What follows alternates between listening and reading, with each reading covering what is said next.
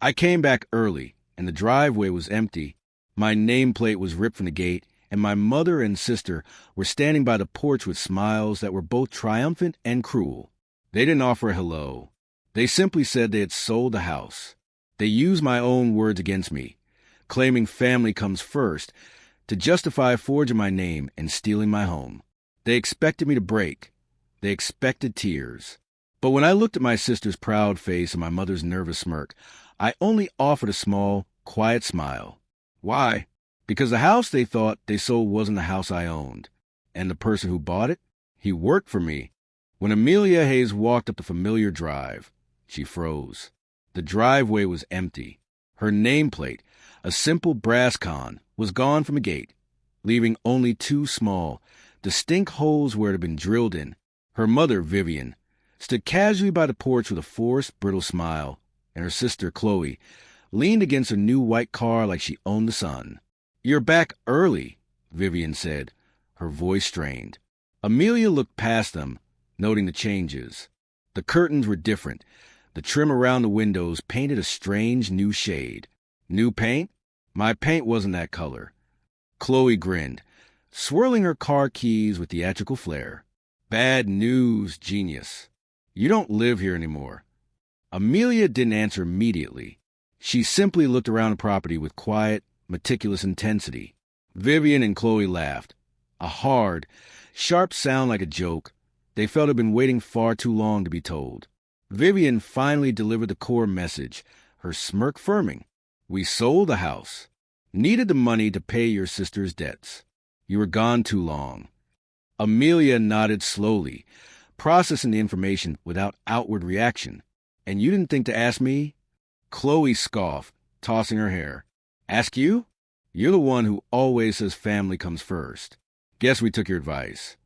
They were visibly waiting for a breakdown, shouting, pleading, maybe tears. Instead, Amelia smiled. It was a small, cold, quiet smile that didn't reach her eyes. Chloe frowned, thrown off balance. What's so funny? Amelia looked up at the balcony, the same one where she'd sat as a kid, watching her father leave for work years ago. "Nothing," she said, "just realizing how poetic all this is." Chloe rolled her eyes. "Poetic? You're homeless now." "Maybe," Amelia said, her voice dangerously even. "But tell me something. When did you finalize the sale?" "Last week," Vivian said proudly. "Got a good price, too. Cash in hand." The buyer's name was, "I know," Amelia interrupted, her smile growing infinitesimally wider. "I recommended him." The laughter on the porch froze instantly. Amelia's internal clock clicked back 6 months to the last dinner they had shared. Chloe was crying about her mounting debts again, bad investments, bad men, bad decisions. Vivian had immediately rushed to call her a victim. Amelia, seeing the endless, repeating cycle, had called her irresponsible. That was the pivotal moment. Amelia realized that her love was not blinding. It was rotting the core ethical structure of her family. She paid off Chloe's last major financial mess, quietly swearing to herself it would be the final rescue. But a month later, while reviewing investment portfolios, she noticed strange digital activity tied to her property records, unauthorized access logs, suspicious bank queries. Vivian's name kept popping up where it shouldn't have. Initially, Amelia dismissed it as paranoia. Then, using her professional resources, she intercepted a draft of an unsigned letter from her attorney, a letter she was never meant to receive, stating that a power of attorney had been filed under her name with a forged signature. That's when the last vestige of warmth left her. Amelia did not confront them. She observed. Weeks bled into months of careful, professional silence. She learned who they met, what they said, and how they whispered about their plan to solve Chloe's debts by selling Amelia's property while she was away. They thought Amelia had gone soft. "She'll always forgive us," Chloe had once confidently told Vivian. That was a familial arrogance. Once they assume you will always forgive them, they stop hiding their knives. Amelia moved quietly. She was not a passive victim. She was a property developer and investor. Before she ever left for her vacation, she had transferred the original property deed to her own holding company, registered under a separate name. Vivian's forged power of attorney documents were based on the original public title registration. However, Amelia had reissued that old registration to cover a decoy title, a piece of land the company already owned on the adjoining plot. The actual new deed for the house itself was tied to a completely separate legal description. She made sure the forgery Vivian filed matched the useless decoy title. They thought they were selling Amelia's home. In truth, they sold an empty title, a parcel of land her development firm already controlled. When Amelia left for vacation, it wasn't to rest. It was to wait. She let them complete the scam, documenting every single step.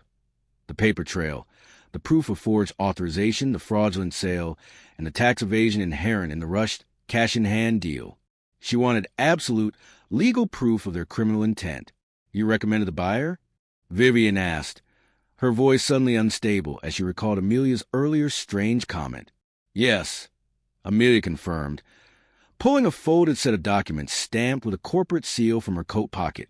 He works for me. He's the CEO of my development firm. Chloe laughed nervously, desperately trying to bluff. You're bluffing.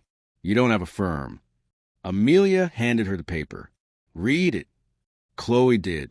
Her face paled as she read the legal description and the dates.